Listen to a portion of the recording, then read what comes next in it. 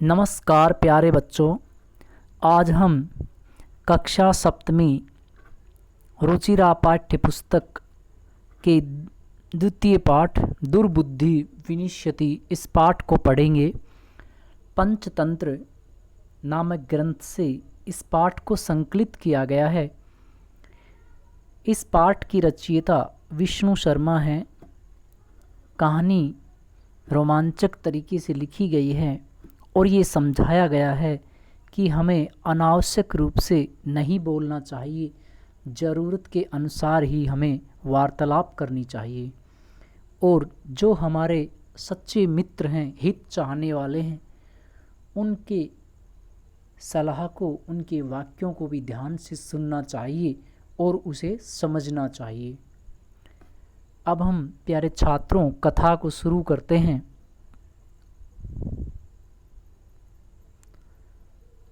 अस्ति मगध देशे फुल उत्पल नाम सरह। मगध देश में अस्ति यानी है फुल उत्पल नाम सरह। फुल उत्पल नाम का एक तालाब है जो सरह आया है। सरह का अर्थ होता है तालाब। तत्र संकट विकट नाम को हंसौ निवसत। वहाँ पे संकट और विकट नाम के दो हंस निवास करते थे। ये नाम है संकट और विकट। कंबु गिरवा नाम तयो मित्रम एक कुर्मय अपि तत्र एव प्रतिवस्ति स्म। कंबु गिरवे नाम का एक कछुआ, कुर्मय कछुआ भी वहाँ पे रहता था। उसका नाम था कंबु गिरव। अथ इसके पश्चात एकदा एक दिन धीवरा मछुआरे तत्र आगच्छन वहाँ पे आए। अकथयन और कहने लगे वयम स्व हम कल। स्व का अर्थ है कल और है यानी बीता हुआ कल। ये स्व आने वाला कल है। मत्स्य कुर्म आदि नाम मछली और कछुए आदियों को मारीश्या में मारेंगे। एतत् श्रुत्वा कुर्म एवदत्। ये सुनकर के कछुए ने कहा, मित्रे हे मित्रों, किम युवाभ्याम धीवराणाम वार्ता श्रुता। क्या तुमने मछुआरों की बातचीत सुनी? आधुना किम अहम करोमि। अब मैं क्या करूं? हंसौ एवताम। हंसों ने कहा, द्विवचन में दोनों हंसों ने कहा, प्रातः यत उचितम तत्कर्तव्यम। प्रातः काल जो भी उचित होगा वो करेंगे। कुर्म एवदत्। कछुए ने कहा, मायम ऐसा नहीं है। तत् यथा अहम। तुम मैं जैसा कहता हूँ कि अन्यम हृदयम गच्छामि। मैं किसी अन्य तालाब में जाना चाहता हूँ, यानी मुझे किसी अन्य तालाब में ले जाइए। हृदयम ये शब्द है, नया शब्द है इसमें, जिसका अर्थ है सर या तालाब। इस पाठ में एक अलग शब्द आया है, तथा कुरुताम। वैसा कीजिए कि मैं किसी तालाब में चला जाऊं, कुछ ऐसा कीजिए। ये एक चित्र भी है छात्रों, इसमें दिया हुआ है। ये धीवर मछुआरे खड़े हुए हैं, मछली पकड़ने वाले। इधर ये दोनों हंस हैं और यहाँ पे इसमें मछलियाँ भी दिखाई दे रही हैं। आगे चलते हैं। हंसो एवदत्। हंसों ने कहा, आवाम किम करवावे। हम क्या करें?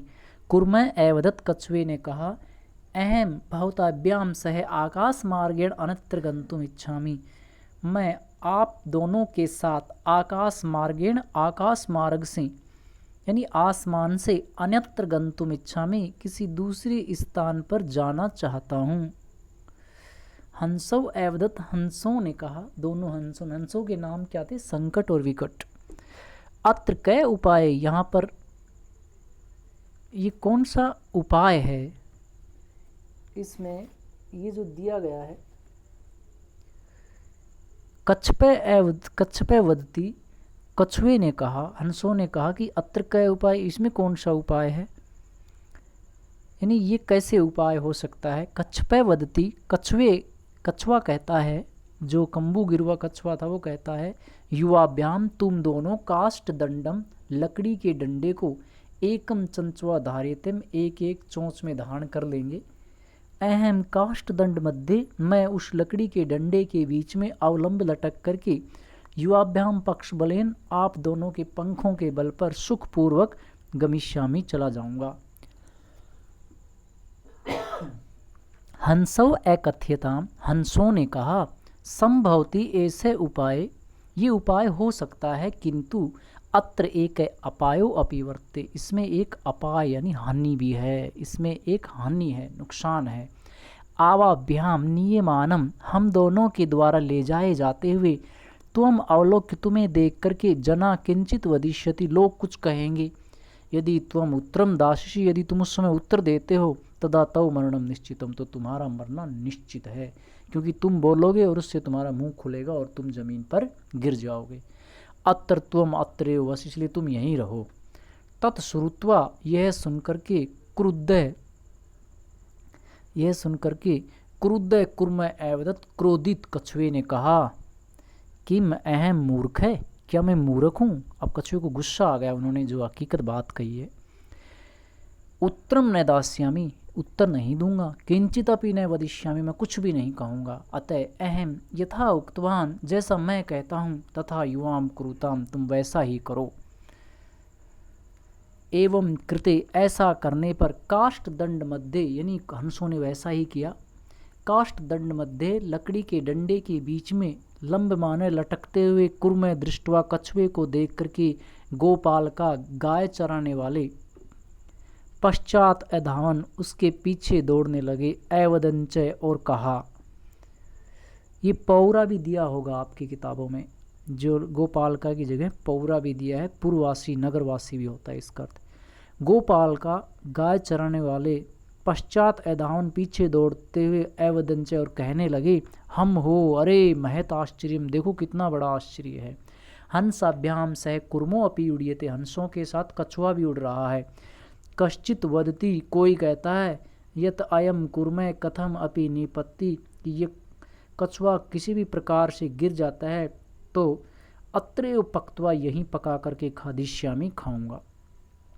अपरे एवदत, कोई और दूसरा कहता है, सरस तीरे दग्ध्वा, तालाब के किनारे जला करके, खादिष्यामि, खाऊंगा।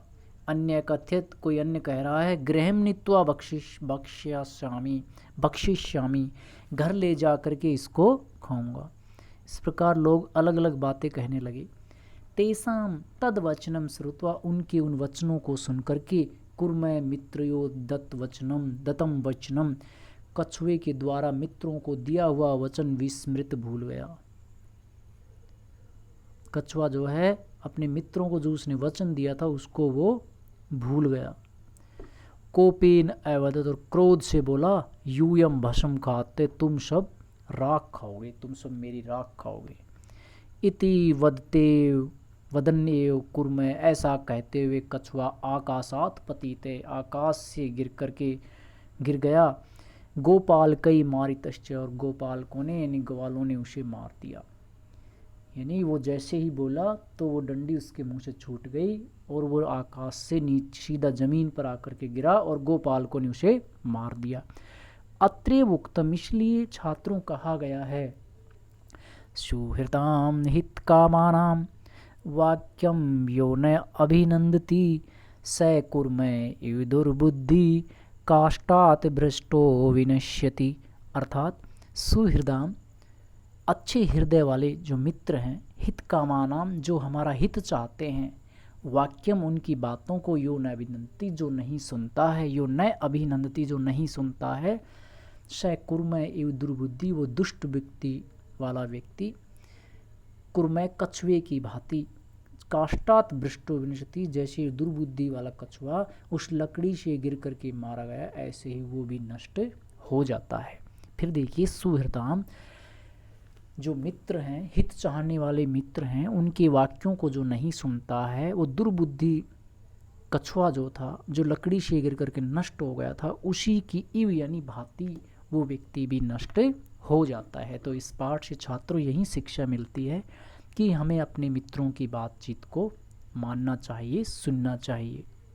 शब्दार्थ हैं सरय तालाब, ये शब्दार्थ हैं कुर्मय कच्छपे कछुआ, प्रतिवस्ती इसमें रहता था धीवरा मछुआरे। होमवर्क के रूप में छात्रों आपके सभी के पास पाठ्य पुस्तक है, तो पाठ्य पुस्तक में शब्दार्थ दिए हुए हैं, उन सभी शब्दार्थों को लिख करके उसकी फ़ोटो आपको भेजनी है। वीडियो को ध्यान से देखिए, गौर से देखिए, सुनिए ध्यान से और शब्दों के अर्थ को समझने की कोशिश कीजिए।